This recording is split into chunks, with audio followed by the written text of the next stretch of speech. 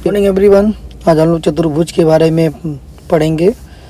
तो चतुर्भुज क्या होता है और चतुर्भुज के प्रकार के बारे में हम लोग पढ़ेंगे। तो चलिए हम लोग शुरू करते हैं। चतुर्भुज एक ऐसी ज्यामितीय आकृति है जिसमें 4 भुजाएं और 4 कोण होते हैं। यह एक बहुभुज है जो 4 भुजाओं से घिरा होता है, जो कि इसकी परिभाषा है। तो अब चतुर्भुज में कई प्रकार के होते हैं। इनके भुजाओं और कोणों के आधार पर चतुर्भुज जो है वो कई प्रकार के होते हैं। जैसे आपने पिछले वीडियो में त्रिभुज के बारे में पढ़ा था, ऐसे चतुर्भुज के भी प्रकार होते हैं। जो जैसे हो गया आपका, यहाँ पर मैं बात करूँ समांतर चतुर्भुज की, आयत की, वर्ग की, समचतुर्भुज की, पतंगाकार की, समलंब चतुर्भुज की, और ये अवतल चतुर्भुज जिसको तीर भी बोलते हैं। तो ये जो है कुछ खास कारणों से अलग अलग कैटेगराइज हैं। अगर आप कैटेगराइज करके इनको जो है वर्गीकरण करके नहीं अगर याद करेंगे तो ये आपसे हमेशा भूल जाएंगे कि कौन से चतुर्भुज क्या होते हैं। जिसके लिए मैंने यहाँ पे एक स्लाइड बनाया हुआ है चतुर्भुज के प्रकार में। जैसे सबसे पहले जो है हमारा चतुर्भुज क्या होता है, समांतर चतुर्भुज। ठीक, उसके बाद दूसरा जो प्रकार होता है वो होता है समलंब चतुर्भुज। समांतर चतुर्भुज क्या होता है कि जब भी ऐसा कोई चतुर्भुज जिसकी आमने सामने की भुजाएं आपस में क्या हो, समांतर हो। आमने सामने की भुजाएं क्या हो, समांतर, पैरेलल। जैसे आप लोगों नाम भी सुना होगा। अच्छा, इसको इंग्लिश में हम लोग कहते हैं पैरेललोग्राम कहते हैं। क्या कहते हैं? पैरेललोग्राम भी कहते हैं। ठीक, अब होता क्या है कि मान लो ये आपका यहाँ पे ए है, ये बी है, ये सी है और ये क्या है, डी है, समांतर चतुर्भुज। तो इसकी जो ए बी जो ये वाली लाइन्स है और जो सी डी, ये आपस में क्या रहेंगी, ये आपस में रहेंगी आपकी पैरेलल। ऐसे ही जो आपकी ए सी है और ये जो बी डी है, ये भी आपस में क्या होंगी, पैरेलल होंगी। ठीक, तो इस तरह के 3 आपके चतुर्भुज हैं जो आमने सामने की भुजाएं क्या होती हैं, समांतर होती हैं। लेकिन उन तीनों में भी कुछ ऐसे गुण होते हैं जिनके कारण उनको 3 भागों में बांटा गया चतुर्भुज को। अब यहाँ पे एक आयत है, एक वर्ग है और एक समचतुर्भुज है।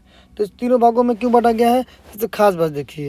जैसे यहाँ पर भी है कि आमने सामने, जैसे ये वाली आपकी भुजा और ये वाली भुजा समांतर है, फिर ये वाली भुजा और ये वाली भी भुजा समांतर है, लेकिन इसे समांतर चतुर्भुज नहीं कहते हैं, इसे हम लोग आयत कहते हैं। क्यों कहते हैं, एक खास बात। अब यहाँ पे आप विकर्ण की बात करें, जो आपका BC है वो बराबर नहीं है आपका AD की। ये जो विकर्ण है आपस में बराबर नहीं है। लेकिन इस वाले में देखिए खास बात क्या होती है कि इसकी जो मान लीजिए A है, B है, C है और D है, और ये जो BD है और ये जो AC है, ये दोनों विकर्ण जो AB है और BD है ये बराबर होते हैं। ठीक है, ये बात वर्ग में भी यही होती है।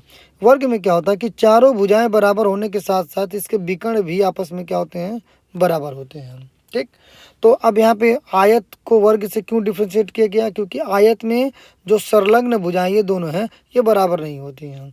वर्ग में क्या होता है कि संलग्न ये भुजाएं जो चारों होती हैं आपस में क्या होते हैं, बराबर होते हैं। ठीक, विकर्ण इसके भी क्या होते हैं, दोनों के बराबर होते हैं। ठीक, अब एक और तरह का चतुर्भुज होता है जैसे समचतुर्भुज होता है। इसमें क्या होता है, आयत की तरह चारों भुजाएं तो बराबर होती हैं लेकिन इनके विकर्ण जो होते हैं वो बराबर नहीं होते हैं। एक खास बात और है, आयत में ये जो भी होते हैं कोण, ये संलग्न कोण वो समकोण होते हैं।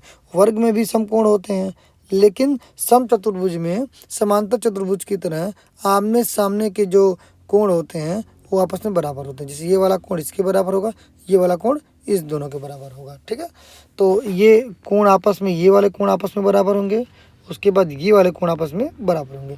इस वजह से इनको एक फैमिली में रखा गया है, समांतर चतुर्भुज की फैमिली में रखा गया है। अब हम बात करते हैं समलंब चतुर्भुज के बारे में।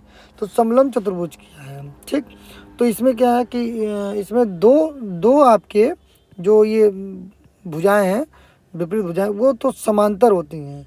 ठीक, और इनके विकर्ण आपस में बराबर हो भी सकते हैं और नहीं भी हो सकते हैं। ठीक, लेकिन इनकी बीच की दूरी क्या होगी, हमेशा बराबर होगी। ठीक, अब यहाँ पे इनके 2 कैटेगरी हैं इस टाइप की। एक है पतंगाकार जिसमें देखिए ये संलग्न भुजाएं आपस में बराबर हैं, ये वाली भुजाएं आपस में बराबर हैं।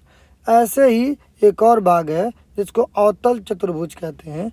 इसमें भी क्या होता है कि ये दोनों संलग्न भुजाएं, ये वाले और ये आपस में क्या होते हैं, बराबर होते हैं। खास बात क्या है इसकी, यहाँ का जो आंतरिक कोण होता है वो 180 से क्या होता है, बड़ा होता है। यही एक ऐसा चतुर्भुज है जिसके आंतरिक कोण 180 से क्या होता है, बड़ा होता है। ठीक, तो ऐसा प्रश्न बनाया जा सकता है कि ऐसा कौन सा चतुर्भुज है जिसका आंतरिक कोण 180 से बड़ा होता है। तो उसमें अगर ऑप्शन में तीर दिया है या अवतल चतुर्भुज दिया है तो वो आपका ऑप्शन बिल्कुल सही हो जाएगा। ठीक है, तो मैं आशा करता हूँ कि आप लोगों को ये चतुर्भुज के प्रकार के बारे में भली भांति समझाया होगा मैंने। अगर आप कहेंगे तो मैं अलग अलग वीडियोस अलग अलग उसके गुण के आधार पर लाऊंगा, जैसे कि आपका चतुर्भुज समांतर चतुर्भुज क्या होगा, फिर आयत क्या होगा, वर्ग क्या होगा, समचतुर्भुज की क्या विशेषताएं होंगी, पतंगाकार की क्या विशेषताएं होंगी, समलंब की क्या विशेषताएं होंगी, इनकी विशेषताओं और इनके परिमाप और इनके क्षेत्रफल, इन सब पे भी मैं वीडियो बनाऊंगा। लेकिन आप मेरे वीडियो में बने रहिए, इससे आगे आपको वीडियो मिलते रहेंगे। तो आज के लिए इतना ही, धन्यवाद। आपका दिन शुभ हो।